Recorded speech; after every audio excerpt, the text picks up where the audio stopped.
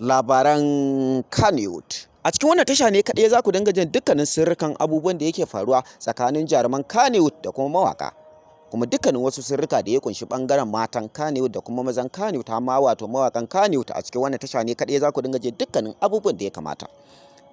A yau din nan muka samu wani dogon sirri wanda mun daɗe dama muna bincike akan hakan, wanda sai a yau din nan muka samu nasarar binciko wannan sirri, wanda kuma bincikowar tabbas ya yi mutukar amfani musamman ma ga mutanen da suke mutukar supporting wato jaruman Kannywood bangaren mata da kuma bangaren maza, inda wasu da yawa sun tabbatar da cewa tabbas akwai lauje cikin nadi akan wannan sirrika da muka binciko, wanda kuma har ya kai ga cewa mutane da yawa suna ta cece ku ce, wasu ma sun fara Allah wade akan hakan, domin akwai dalilai da hujjoji da suke da mutukar karfi da tasiri game da wannan sirrika.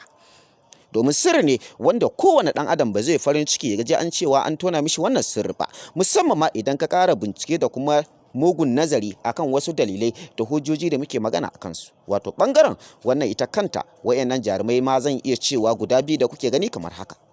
Dijon Gala da kuma Khadija mai numfashi, wanda har wasu da yawa sun sani cewa an sallami wato wannan jaruma mai suna Khadija mai numfashi daga masana'antar Kannywood karankatakaf har na tsawon shekara 2, wanda kuma wasu da sun tabbatar da cewa wannan hali shine ya janyo mata wato wannan kura. Wannan abubuwa ya tabbatar da cewa wato akwai lauje cikin nadi, akwai shi a cikinsa.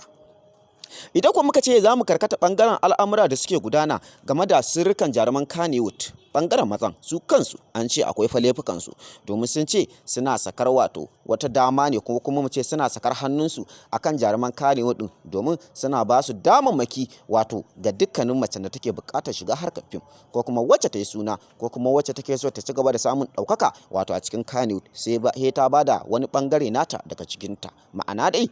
sai ta bada kanta sannan za ta samu wannan ɗaukaka. Wannan abu har yayi ƙaurin suna, wanda kuma wasu da yawa sun tabbatar da cewa wato wannan ba hujja bace kuma ba dalili bane, kuma babu wata mace da ta isa ta ce ga wani fitaccen jarumi ko fitaccen producer ko kuma director ya taba aikata wannan abu a gare ta. Mutane ne kawai suke ta aibata wannan abu wato ga jaruman Kannywood da kuma producers sun jarum Kannywood.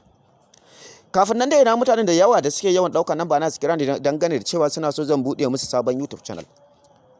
Ina sababbin waka da tsofaffin mawaka wayanda suke amfani da YouTube channel ɗinsu ya samu matsala suka kasa gane kanshi, suka kasa gane gindin shi. Ku sani cewa domin magance matsalar YouTube channel ɗinku za ku iya ɗaukar namba na ku kira ni kai tsaye ko kuma ku bibiye ni ta WhatsApp. Haka zalika ina wayanda ba su da YouTube channel ɗin, ma'ana sababbin mawaka kenan har ma tsofaffin mawaka wayanda suke so waƙoƙin nasu su yi suna har a san su a dinga neman su. Ku sani cewa wannan dama bata kyale ku ba, ko kanku za ku iya tuntuɓa na akan wannan namba tawa, za ku iya kira na kai tsaye ko kuma ku bibiye ni ta WhatsApp domin na buɗe muku sabon YouTube channel.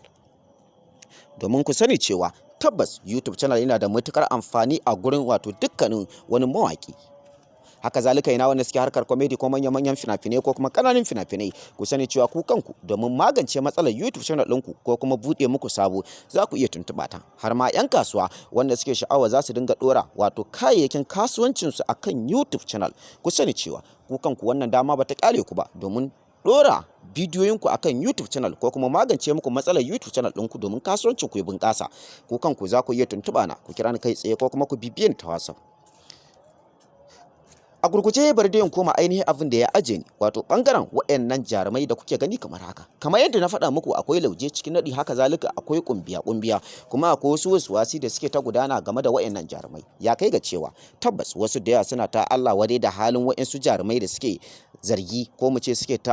da hujjoji a kansu daga cikin wannan masana'anta ta Kannywood.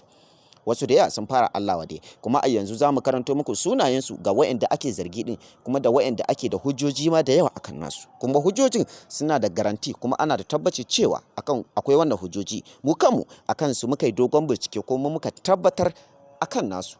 Hakan ne yasa muka ɗauko wannan zance kai tsaye ba tare da wani tararradi ko fargaba ko kuma faɗuwar gaba ba. Hujjojinmu da dalilanmu a yau din nan, kuma ba tare da ɓata lokaci ba za mu bayyana muku komai. Sai dai mu ce ku ci gaba da bibiyar mu, ku yi subscribing kana ku danna kararrawa domin sirrikan dukkanin wasu jaruman Kannywood a bidiyon mu na gaba.